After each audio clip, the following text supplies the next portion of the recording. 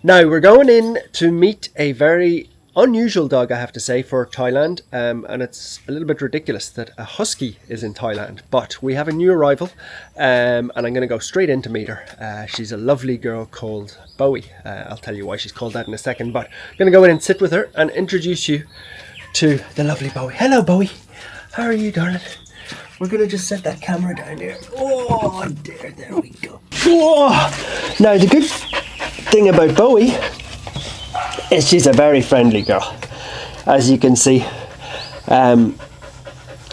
she's a husky, which is incredible. She can already smell the treats in my pocket. Look, she sniffed them out. She's a really incredible dog. And when she got here, she's been here for about a week. Here's one, darling. Look, here's one. It's here. It's in my hand. Oh, that's a good girl, isn't it? That's a good girl. Bowie came in a week ago. We've actually heard about her for about a month. Not just heard about her. Basically, her story is really complicated. It was her and maybe her brother, certainly another husky, were living up at an abandoned villa. But it's hard to explain. It's a really sort of expensive, exclusive part, and there's one villa that maybe stopped construction during COVID. I'm going to say it was half built. We'll put a photo of it in a second. But she was there with her brother, and they'd been abandoned. So don't know much about that or the story, and don't actually know if it's her brother. That's just a guess from having seen the videos. I went up with Sybil 3 times, maybe another 2 times of my own. So we went up about 5 times to try and catch them, but we couldn't catch them. So it was going on for about a month, and obviously this was during a heat wave. It's cooled down a bit now in Thailand, but a husky in that sort of weather is just ridiculous. 2 of them. So luckily we had a couple of really nice guys there.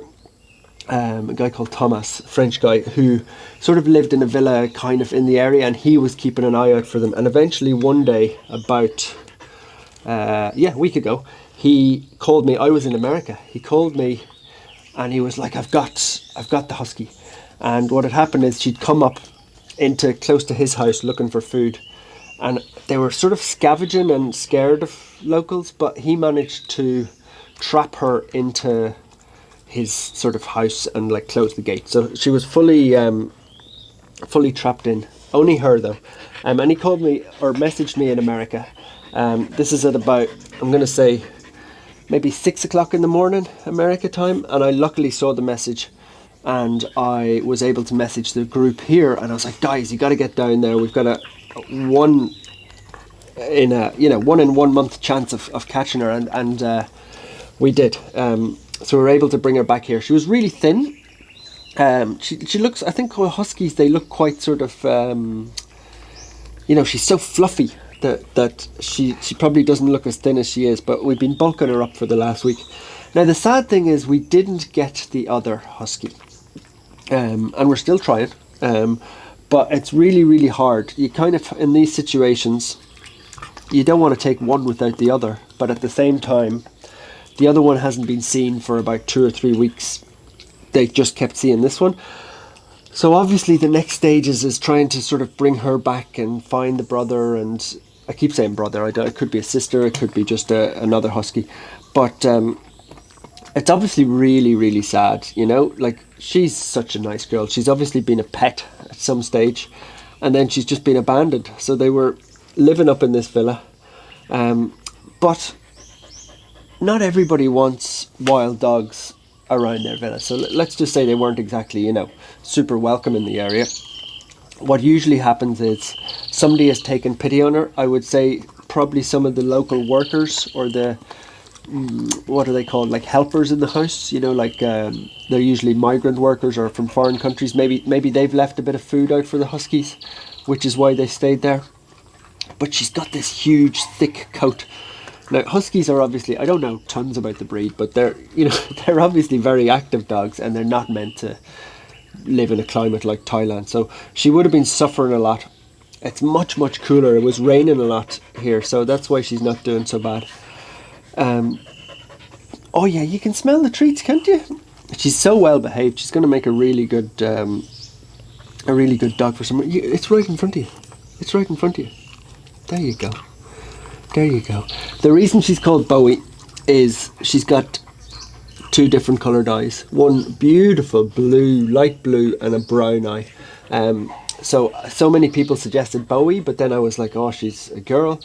But then like so many people were suggesting Bowie that I just went online and I googled it, and Bowie is a unisex name apparently. So you can use it for male or female. So Bowie it was. She's settled in here well. Look, Bowie. Lana's going to have to catch her. She's full of action. Come on, Bowie. The treats are back in here. Look. Good girl. Good girl. There it is. The thing is, she's. If you saw her move, she comes on a run in the evening sometimes with me, like just down the path, and she can move like as fast as Brittany. She's so fast. Like obviously Huskies are very, very energetic dogs, but I think it's balanced by the heat here. Like, I mean, during the day she can't do anything, but as soon as it cools down a little bit, she comes alive. So she's wonderful behaviour. She's best friends with Mr. Big. The 2 of them live in there together, and they're inseparable. They've really struck up a good friendship. That nice? You're getting so many treats now today for making your video. But yeah, we're going to put her up for adoption. So the question I keep getting asked is, what about the other Husky? Like, if I could get the other Husky right now, you'd go and get it. But it's like, this is a wild sort of mountaintop where they live, and he's obviously terrified. There's a few things. He might not even be alive. Somebody else might have been caught him, because like there's obviously different people who are trying to catch the dogs in different Facebook groups. So maybe he's already been caught by somebody else. Maybe he's had an unfortunate accident. But the most important is we've got one, and we're going to keep trying to get the second one. So it's obviously very hard. It's hard to sleep when you're thinking about another dog out there who needs your help. But Bowie is here. She's safe. She's wonderfully friendly. I want to show you how she plays. You could go. She loves playing. So it's very clear that she's had an owner at some stage, isn't it? Isn't it? You must have had an owner, which makes it even worse. Like when you think that she's known maybe love, or she's known friendship, and now she gets dumped in the middle of nowhere. If you look at her teeth, I think she's young. She's maybe 2, maybe 3 at most. So somebody's bought her as, a bit of a trophy dog, they're expensive. They're probably, they cost a lot of money here. So it might be, will you sit down and give you a belly rub? Oh, that's nice, isn't it? That's nice. So obviously get her sterilised, get her vaccinated, everything.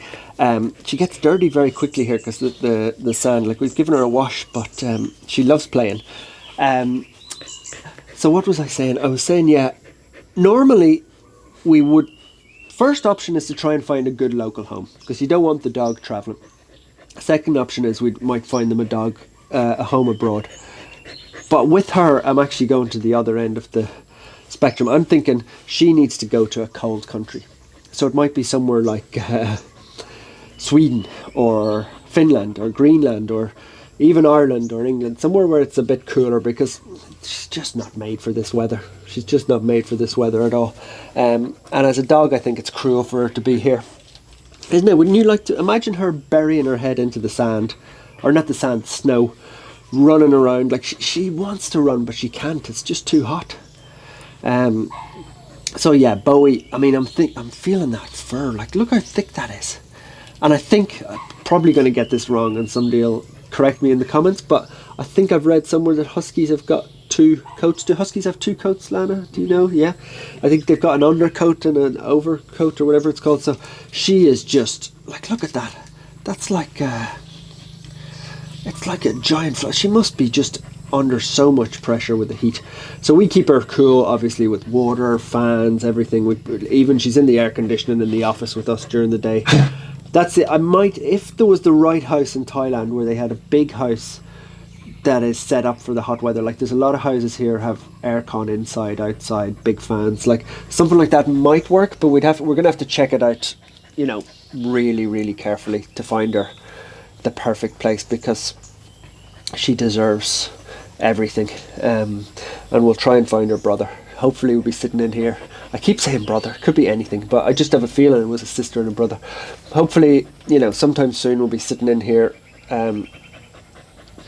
with her brother and sister. It sometimes gets annoying, I don't mind saying that. You know, as soon as we've rescued her, which was hard, I get 1,000 messages literally saying, where's the brother? What have you done about the brother? Can you not catch the brother? And I'm like, yeah, of course, like we really want to, and you know, we'd be dying for that, but it's not always easy. Like local politics, if you think like 2 wild huskies going around the villas caught her, so they're happy that the dog's gone, but we can't just come walking up with her and start doing laps of their villas to try and find the other dog. That just doesn't go down very well. And yeah, it's not always as easy as it seems to, you know, keep everybody happy. Humans.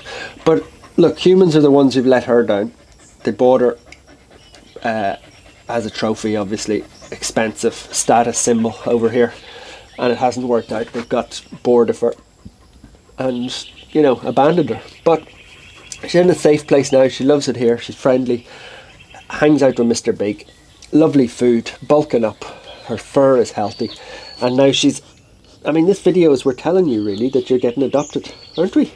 I'm already sweating on my... because we have to turn the fan off just to make the video because of the noise. And I'm already sweating, so I can't imagine what you're like. But, yeah. Bowie, a lovely, friendly dog who is going to get her forever home. And... Huskies do not belong in Thailand. I think that's the moral of the story. Probably would say that, you know, bald, white-skinned Irishmen don't belong in Thailand either because of the sun, but I think I can deal with it better than her. She's out on the side of a mountain, scalding heat. Like, it was nearly 40 degrees with humidity, you know, 100 degrees Fahrenheit. She was under so much pressure, heat-wise, but she survived. And we'll get you home, won't we, darling? We get you home. From me and Bowie, that's it. We're going to pop her back in with Mr. Big so she can relax for the day, aren't we? Treats all gone. Treats all gone. Oh, she's found one. Here, look. What's this? She's found my little stash in the corner. So the last shot you're going to see of Bowie is her ass as she bends into the corner to find the last treats. We'll find her home and keep you updated, but...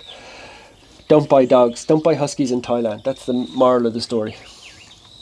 Oh, what a beauty. What a beauty you are.